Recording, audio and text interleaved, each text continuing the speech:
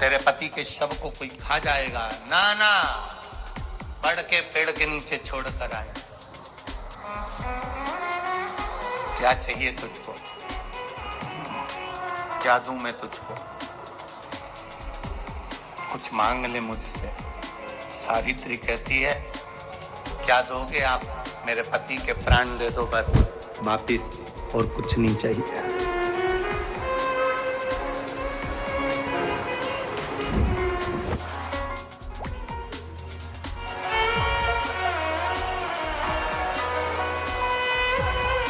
But Savitri की अमावस्या के दिन किसी एक माता ने सीहोर आश्रम पर एक मैसेज भेजा और उस मैसेज में लिखकर भेजा कि गुरुजी से पूछना, हम भी तो पति कितना मानते हैं, पति का सम्मान करते हैं, पति को आदर देते हैं, तो हम भी सावित्री की गिनती में आते कि नहीं आते?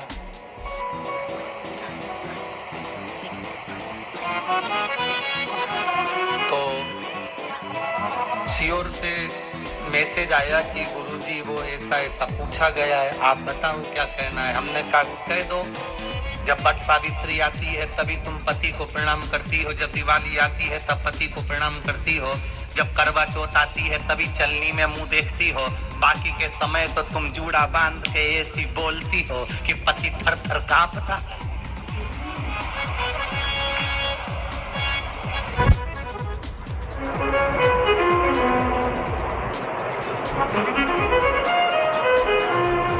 केवल एक करवा चौथ का दिन ऐसा होता है कि चलनी में पति का मुंह देखती हो, तुम चलनी में पति का मुंह देखती हो और पति तुम्हारे गले में जो मंगलसूत्र टंगा है उसको देखता है, क्योंकि उसको मालूम है 6 महीने से पीछे पकड़ कर बैठी थी, मेरा पहला करवा चौथ का व्रत आ रहा, मंगलसूत्र दिला देना, मेरा पहला करवा चौथ का व्रत आ रहा है, मंगलसूत्र दिला देना। बेचारे ने ना जाने कहां से कर्जा कर कर इतना बड़ा मंगलसूत्र दिलाया, लाल लाल मोती और इतना बड़ा पेंडिल लटक रहा। तुम चलनी में मुंह देख रही हो, तुम्हारा मंगलसूत्र देख रहा 80,000 का है, 80,000।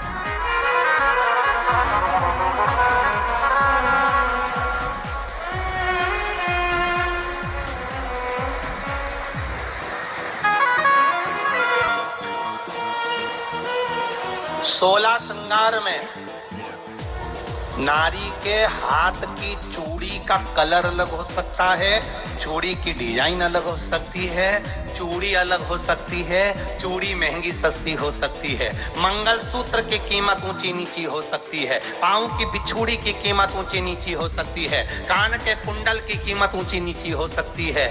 तुम्हारे शरीर पर जितने जितने 16 श्रृंगार हैं उसकी कीमत ऊंची नीची हो सकती है। केवल मंगलसूत्र की डिजाइन बदल सकती है, नाक की लौंग की डिजाइन बदल सकती है, कान के बुंदे की डिजाइन बदल सकती है, हाथ की चूड़ी की डिजाइन बदल सकती है, पांव की पायल की डिजाइन बदल सकती है।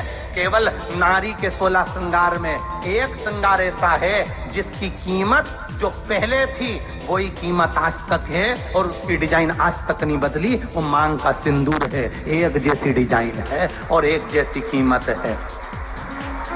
सारे श्रृंगार की कीमत अलग अलग है। तुम्हारे हाथ की चूड़ी की कीमत अलग होगी, पड़ोसन के हाथ की चूड़ी की कीमत अलग होगी, किसी के साड़ी की कीमत अलग होगी, किसी के जूड़े की कीमत अलग होगी, गजरे की कीमत अलग होगी, गजरे की कीमत अलग होगी, पायल बिछुड़ी की कीमत अलग होगी, पर मांग में जो सिंदूर डाला जाता है वो एक कीमत का होता है, एक डिजाइन का होता है और एक जैसा होता है और वो सबसे भारी होता है। सावित्री यमराज से कह रही है मेरे पति को छोड़ दो। यमराज कह रहा है सावित्री तेरा पति मर चुका है, मांग के सिंदूर को पोंछ दे। सावित्री कहती है पूरा श्रृंगार उतार दूंगी पर मांग का सिंदूर नहीं पूछने दूंगी। तब यमराज ने कहा जब तक तू मेरे मांग का अपनी मांग का सिंदूर नहीं उतारती तब तक तू मेरे पास नहीं आ सकती। भगवान यमराज से सावित्री ने कह दिया मैं भी तुझे वचन देती हूँ यमराज, मेरी मांग में जब तक सिंदूर है, जैसे सीता ने लाइन लक्ष्मण जी ने लाइन खींच दी थी और सीता पार नहीं जा सकती थी, मैं भी तुझे वचन देती हूँ जब तक नारी की मांग में सिंदूर है तब तक तू उसके पति को उसके सामने लेकर नहीं जा सकता। ये भी मैं तुझे कह देती हूँ। यमराज भैंसे पर सवार होकर सत्यवान को लेकर जा रहा था, सावित्री से वचन पर वचन चल रहे थे। यमराज यमलोक में प्रवेश करने लगा, मांग के सिंदूर में से थोड़ा सा सिंदूर सावित्री ने केवल हाथ में लेकर अपनी बिंदी पर जो लगाया, सत्यवानंद को लेकर यमराज अंदर नहीं जा पाया। बाहर खड़े होकर कहता है, मांग ले, मैं तुझे एक वचन नहीं, तू बोले तो मैं 2 वचन दे देता हूँ, तू बोले तो मैं 3 वचन दे देता हूँ, तू मांग क्या चाहिए। तब सावित्री ने कहा, देना चाहते हो? हाँ। अब यमराज को लगा कि लालच में पड़ गई सावित्री।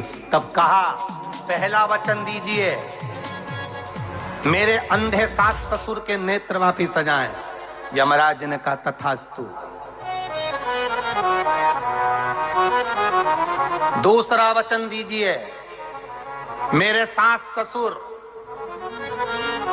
अपने पोता पोती का मुख देखें। यमराज ने कह दिया, तथास्तु।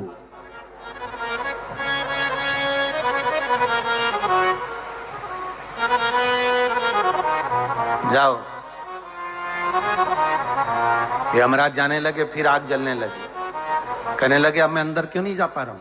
सावित्री कहती है, तुमने वर दिया है, मेरे सास ससुर पोता पोती का मुख देखें, उनके बेटे को तुम ले जाओगे तो पोता पोती कहां से होगा, छोड़कर जाओ। सावित्री है, पति को वापिस लेकर आ गए। ड्रेस तो ट्रेंडी है पर कुछ मिसिंग है। Now completed.